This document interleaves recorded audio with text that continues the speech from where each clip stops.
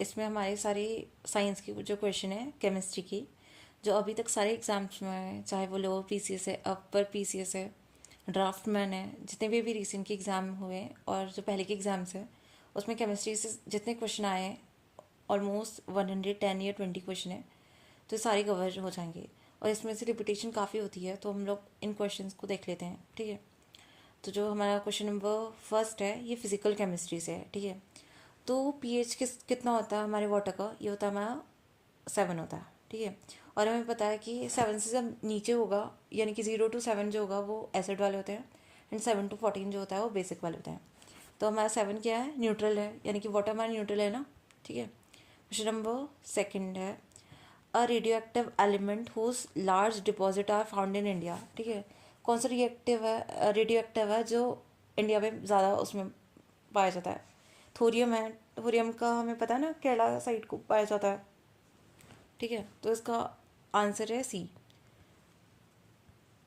ये कहाँ कहाँ मिलता है थोरियम का? केरला, झारखंड, बिहार, तमिलनाडु एंड राजस्थान में। क्वेश्चन नंबर थर्ड है star produce their energy through which of the following process.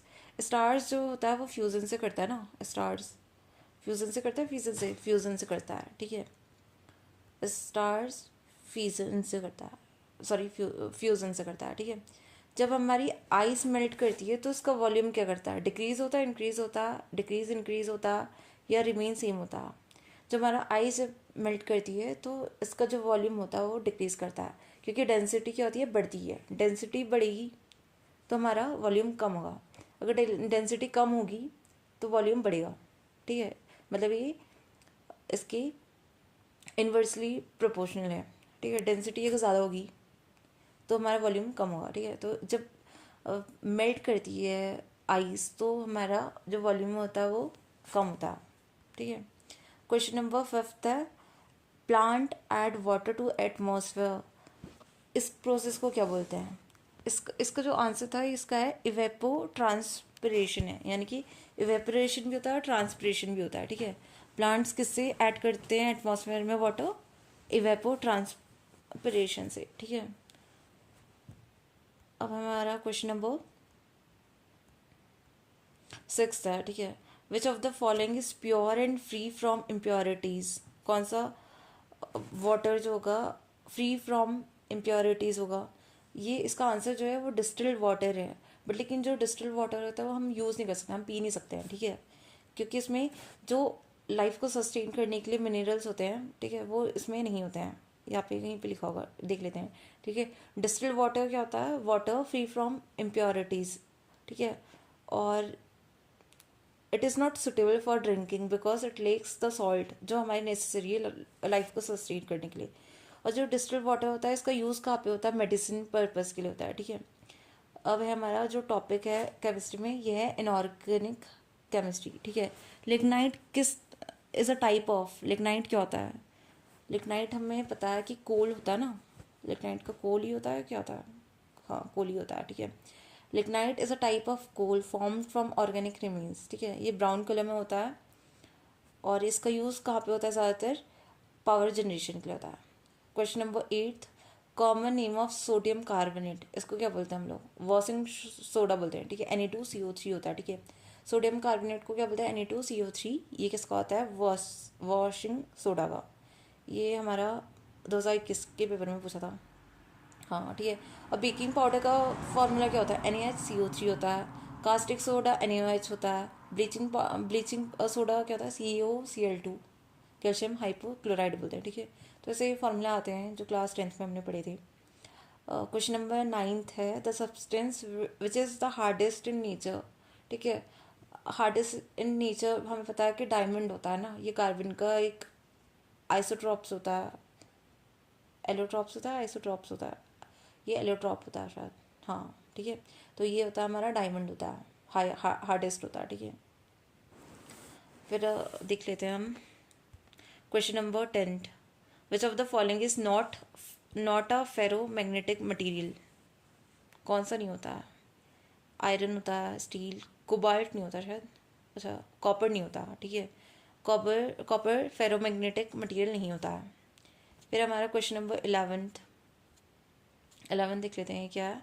ये टाइटेनियम से रिलेटेड स्टेटमेंट है, तो उसमें बताने कि करेक्ट कौन सा है। टाइटेनियम गेस नहीं होती है, ठीक है। It is a metal which is use in production of defence material, क्योंकि एप्लीकेशन तो कहीं भी हो सकते हैं ना, तो एफ हमें सेफ देखना है, तो ये हो सकता है कि टाइटेनियम तो एक मेटल है शायद, ठीक है, और इसका यूज़ एप्लीकेशन तो कहीं भी हो सकता है ना, तो इसका मेनली हम लोग ऐसे करके एलिमिनेशन से कर सकते हैं। बस इसका आंसर भी यही है, ठीक है। देखो क्योंकि मोस्टली कहाँ यूज़ होता है, प्रोडक्शन ऑफ डिफेंस उसमें होता है, और टाइटेनियम में एक मेटल ही है। क्वेश्चन नंबर 12 है, अ covalent molecule having double bond between its atom. Oxygen में होता है ना, O2 में होता है, डबल बॉन्ड बनता है, तो इसका आंसर O2 हो जाएगा। विच of the following metal can be cut by knife, ये हमने क्लास 10th में पढ़ा था, सोडियम को, लिथियम को और पोटेशियम को। अच्छा नहीं सॉरी, ये नाइफ से जो काट सकते हैं ये हमारा सोडियम है, मैं कुछ और याद करी थी, ठीक है। तो क्वेश्चन नंबर 13 है, इसका है हमारा सोडियम, इसको नाइफ से काट सकते हैं, ये एक ऐसी मेटल होती है। हाँ इसमें दे रखा है ना, देखो मेटल्स कौन कौन सी है, लिथियम सोडियम पोटेशियम, ये सॉफ्ट होती है, इनको इजीली काट सकते हैं। हैवी वाटर जो होता है ये मॉडरेटर के रूप में यूज़ होता है, ठीक है। मॉडरेटर कूलेंट भी बोल सकते हैं वैसे, बट मॉडरेटर ज़्यादा ठीक रहेगा आंसर इसका, ठीक है। मॉडरेटर, ठीक है। Heavy water is also known as deuterium oxide बोलते हैं, DTO, और इसका यूज़ किस लिए करते हैं, मॉडरेटर के रूप में करते हैं रिएक्टर्स में। फिर है क्वेश्चन नंबर 15, जो हमारा मैचिस स्टिक होती है, जो माचिस होती है ना, उसमें तिल्ली से जब हम लोग माचिस जलाते हैं तो उसमें कौन क्या होता है, ठीक है, कि वो जल जाता है। जब हम उसमें साइड से करते हैं तो उसमें कौन सा होता है, रेड फास्फोरस होता है, ठीक है। मैचिस स्टिक में कौन सा होता है, रेड फास्फोरस।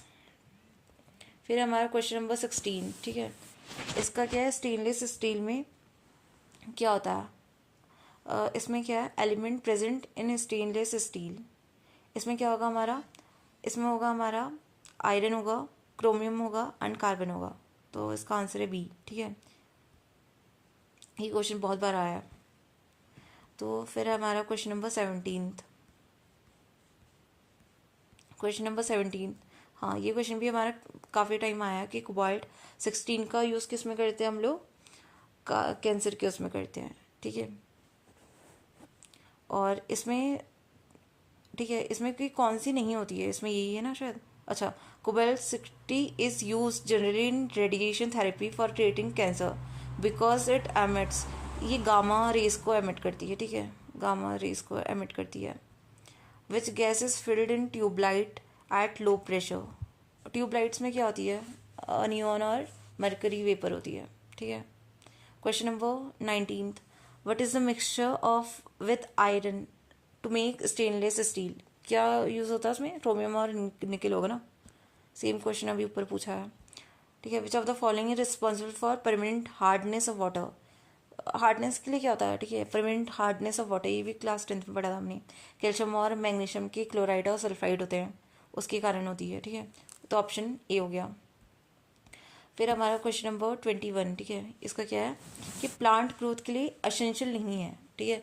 17 होते हैं टोटल, फिर उसमें भी माइक्रो और मैक्रो होते हैं, ठीक है। तो सोडियम जो होता है वो इतना असेंशियल नहीं होता, ठीक है। पोटेशियम, कैल्शियम और मैग्नीशियम होते हैं, ठीक है।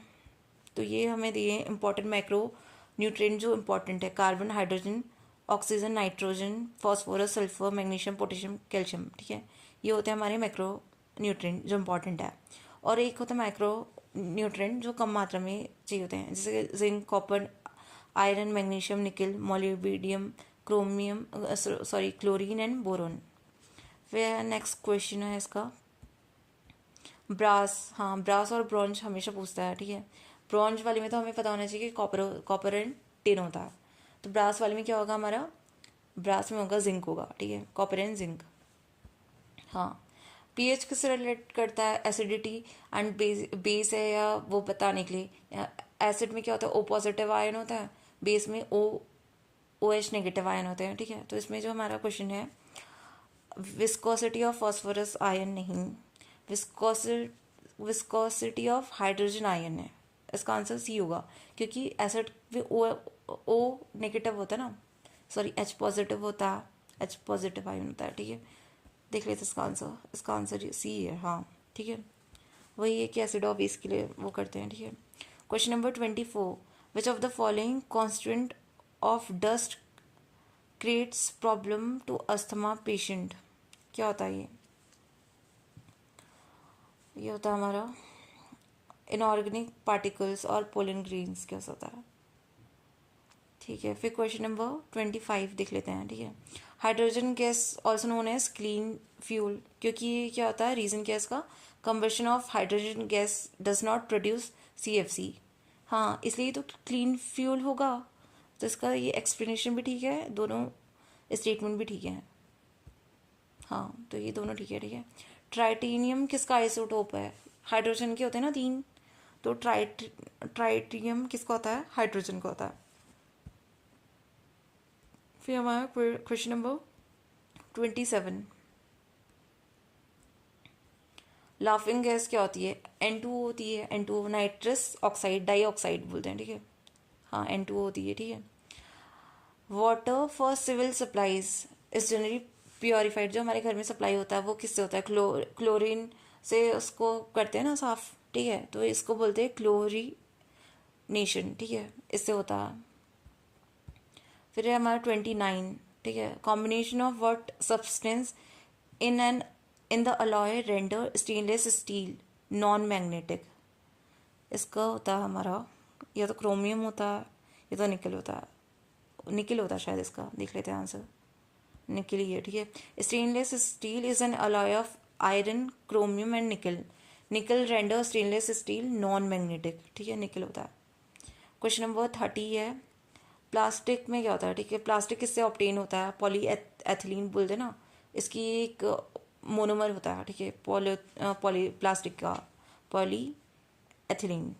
ये हमारा हमने पढ़ा था क्लास 12th में पढ़ा था ना तब